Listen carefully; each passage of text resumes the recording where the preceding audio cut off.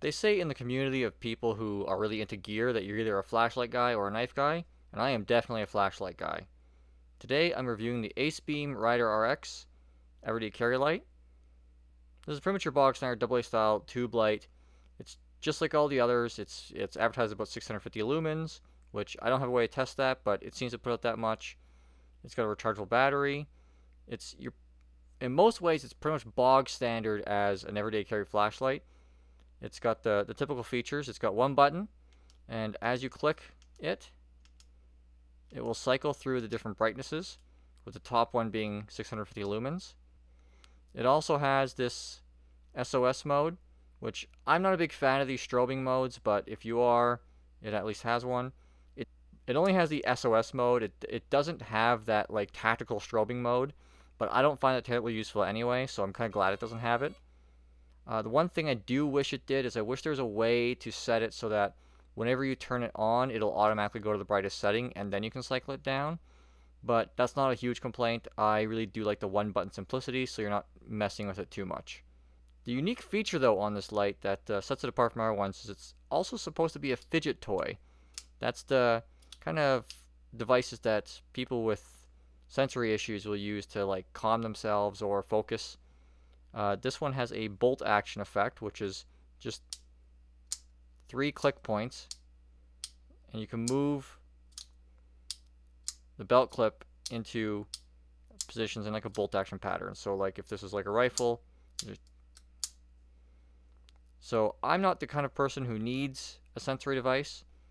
So instead I'll just describe what the effect is like. The 3 points are done with a ball bearing and a spring in these little indents here. It's a really satisfying crisp click. So I think the feel is probably going to be pretty satisfactory. But it's also very loud, as you can hear. That's quite loud. Probably not good for like a classroom or work setting where you have to be quiet and subtle about it. Even trying to do it quietly, there still is a very audible click. So I would say, in terms of feel, it's probably a pretty good feel, but the sound is quite loud, so if you're in an environment where that's going to be a problem, then this probably is not the greatest device for that. As far as doing it with one hand, you can do it with one hand. I find it takes a lot of concentration to do the full motion with one hand. Just going back and forth is easy enough, but doing the whole motion kind of takes some concentration. So this probably isn't great one-handed. One thing I really do like about this functionality though is that when it's in its clicked forward position, the button is not accessible. So even though it's probably not what it's for, I like it for preventing accidental button clicks. So if I'm throwing this in a bag or throwing this in my pocket or something, I'll leave it in this orientation, which does make it a tad longer, but also makes it so you can't accidentally click the button. So I do like it for that feature. As well, when it's in the clicked forward position, is how you remove the cap, the lens of the light, and how you access the battery. There's no external charge points on this light, so if you're looking for a really well sealed light, this is the way to go. It just has one rubber O-ring gasket, and that's the only part of the light that opens. This is a AA style 14500 lithium battery, charges off USB-C. Now, this light can be used with a normal AA battery, but you won't get the full 650 lumens. You get a reduced, I think something like 300 or 400 lumens. But it's a nice backup option, so if you forget to charge this or it dies for some reason, you can chuck a typical AA in here, and it'll still be a useful light. Now, if you're not familiar with these batteries, these 14500 batteries are AA form factor, so they'll fit anywhere AA will go. But do not put them in a device designed for AA batteries. The reason why is because this is more than twice the voltage. A typical AA is going to be between 1.2 and 1.5 volts. These are 3.7 nominal volts. So this is quite a bit more than normal AA, which is one, why the light can't get its full light output with a normal AA. It's just not enough power. And two, this will destroy a device that's made for a normal AA battery. So before using this in a AA device, make sure it's rated for these kind of batteries.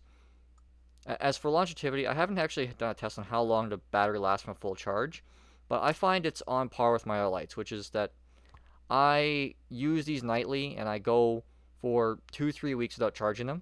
and this will do the step down thing where like as your battery starts getting low, it'll automatically step down to a lower brightness setting, so you do have some warning before it dies.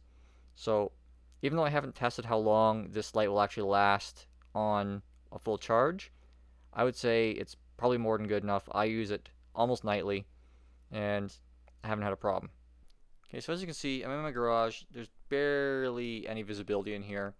I just have light coming in through the windows. It's almost pitch black to me. So this is the light at its full brightness setting. As you can see, it's got a good circle of light that covers most of the room, plus a spot in the middle that's really bright and easy to see.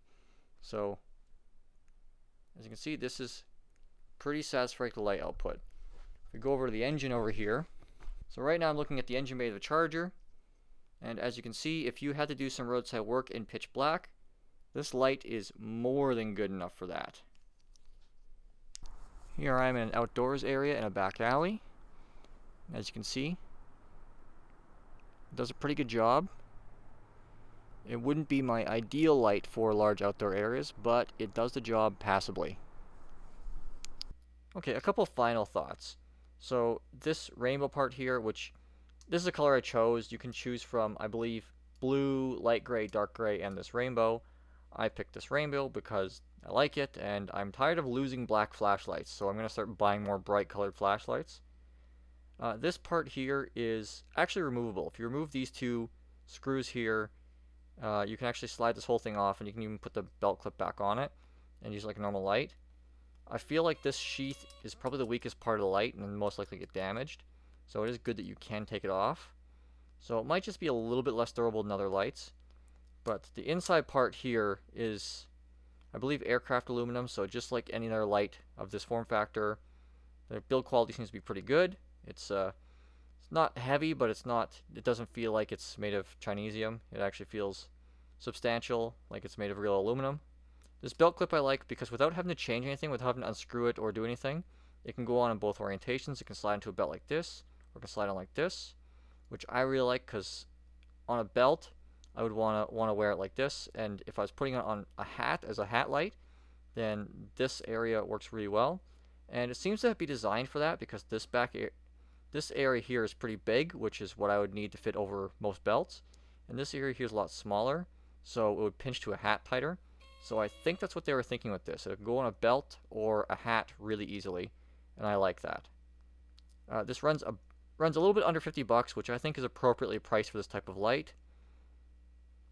There's nothing other than that fidget aspect that makes it really stand out from other lights of this form factor. But regardless, I would say that this is a fine everyday carry light, especially if you're looking for the fidget toy aspect or you like this belt clip. But other than that, it's not going to stand out too much from other lights of a similar form factor and light output.